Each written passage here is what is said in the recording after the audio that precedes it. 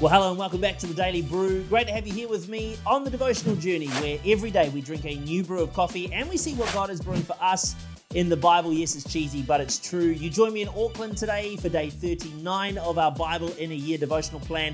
If you're joining us for the first time, I encourage you to go back to day number 1 and start from the start so that you can read a Bible in the whole year. By the way, yesterday, we didn't celebrate this, but yesterday you finished another book of the Bible. So congratulations.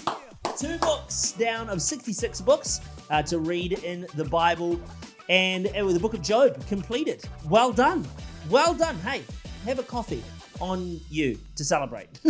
Hey, today, as always, the devotional readings are in the descriptions of every platform. Let me read them to you. Psalm 19, 1-6, Matthew 26, 1-30, Exodus 1, 1-3, 22. So those are our scriptures for today. As always, take a moment, if you haven't done so already, and follow on all of our audio podcast platforms, Spotify, Apple Podcasts, and all the rest. And if you're on YouTube, please take a moment, subscribe to the channel, and click the bell so you never miss a devotional, and so that these devotionals can get more and more recognized around the world and help more people connect with God. But today, we are going to talk about brews before we get further into the Bible, and we are shooting down to a Christchurch roastery. That's right, the South Island of New Zealand. Christchurch Hummingbird Coffee Roasters. Here we are. Now, this is a little bit of a tribute to the Slade household. This is one of my dad's favorite coffee roasters and favorite coffee beans, Hummingbird. It may have something to do with the price, but the coffee is good as well. Well, it's been, look, over the years at Dad's house, it's been hit and miss, but today I thought I'd give it a try in tribute of the Slade household in Wellington. Now, this coffee is their oomph coffee. Oomph. And this is what it says on the website. It's an amazing body and sweetness with well-balanced acidity, full flavor with milk chocolate notes, and a sweet and clean finish.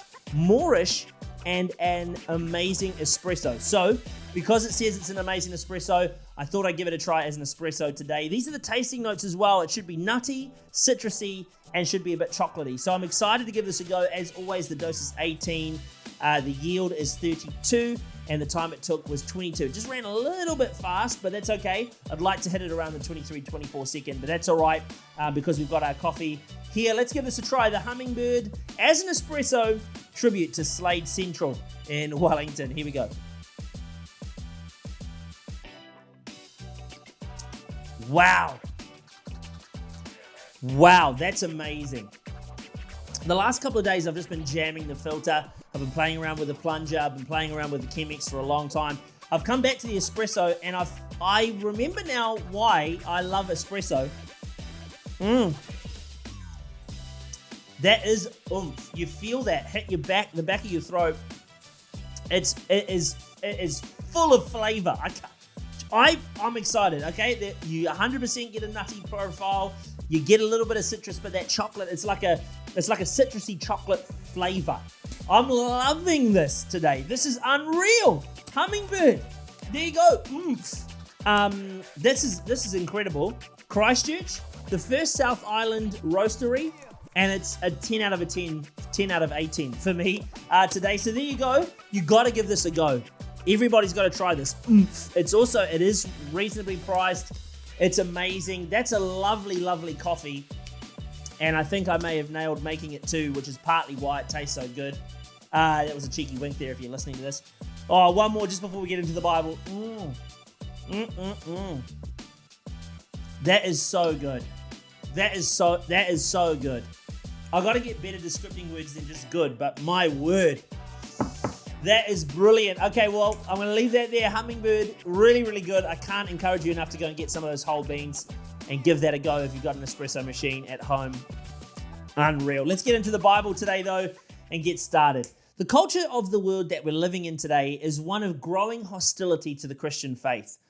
It doesn't take long to see more and more the Antichrist way of life becoming more and more public and prominent in our society. In the West, Christianity was the founding faith that brought prosperity and favor for all those who lived in it. And are we that surprised that that's what happened? God honors those who honor him. You don't get blessing without being a blessing to him.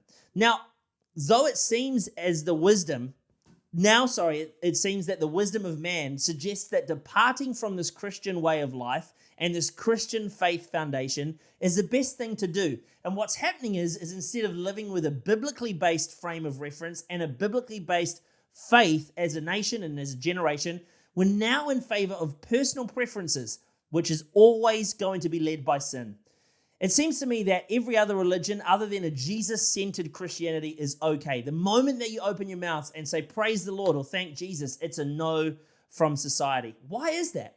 Well, it's because it's an antichrist spirit. It's antichrist in terms of the way the world works. This is going to create and is already creating quite a hostile world for Christians in the West to live in. So I want to talk today about how we can survive, but not only survive, but thrive as Christians in an increasingly hostile world. The first thing we have to do is to become a student of God's revelation.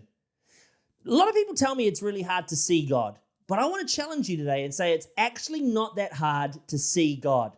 I want you to stop for a moment. At some point today, stop for a moment, clear your head, because that's what's getting in your way, and look at the world around you. Look at the way it's been created.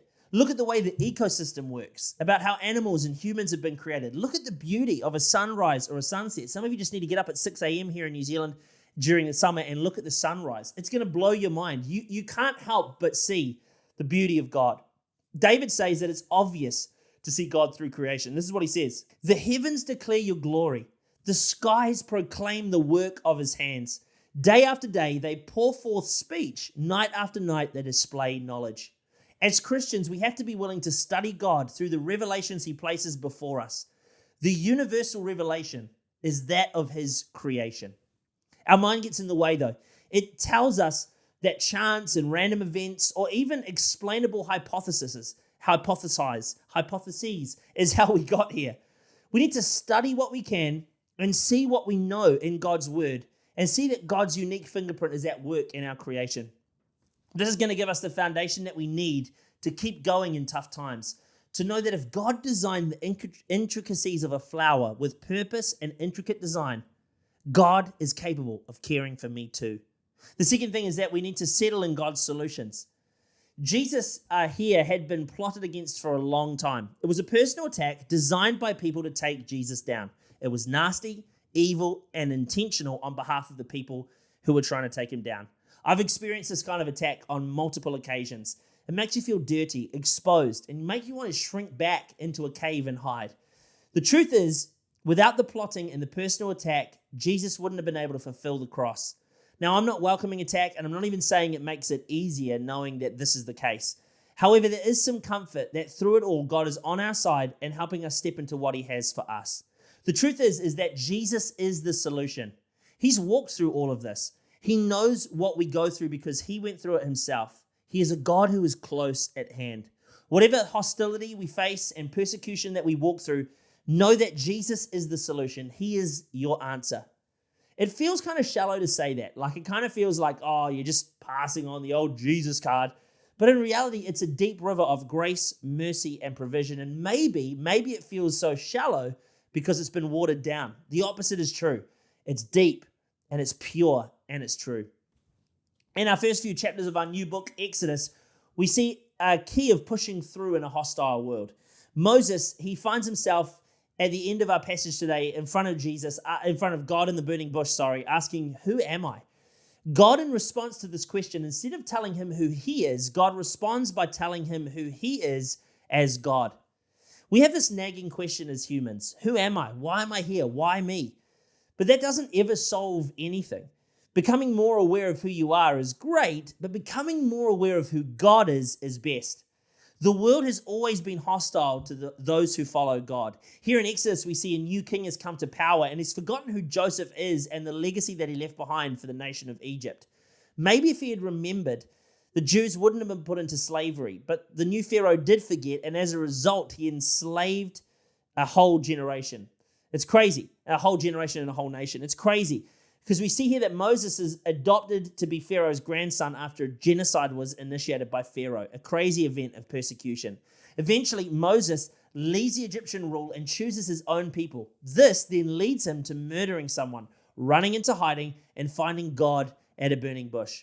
God reveals who he is to Moses by saying, I am who I am. Is that enough for you?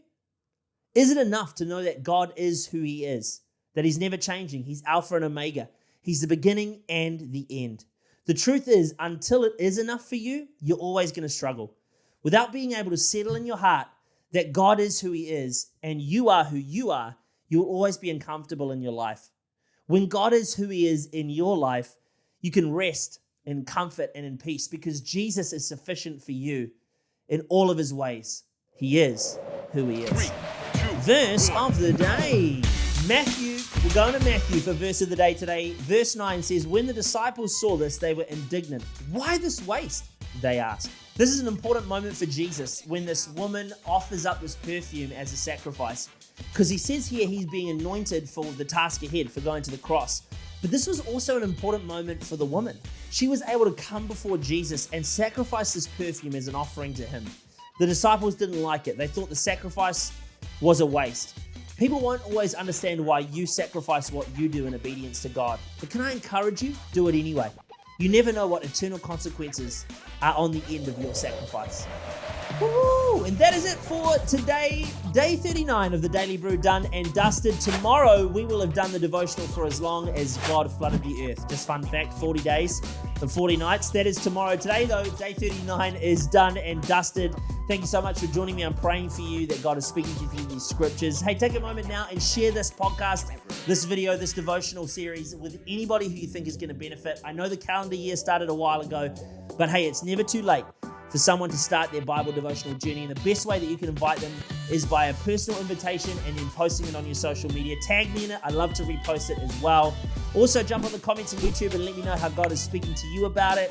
Or flick me a message in the DMs of my social media. I'd love to hear from you. So encouraged when I get people sharing what God is doing in their life through this devotional journey. So make sure you do that. Until tomorrow, though, if this is the beginning of your day, have a great rest of your day. If it's nighttime, sleep tight. Good night. Good night. Sleep tight. And we'll see you tomorrow for another day here on the Daily Brew.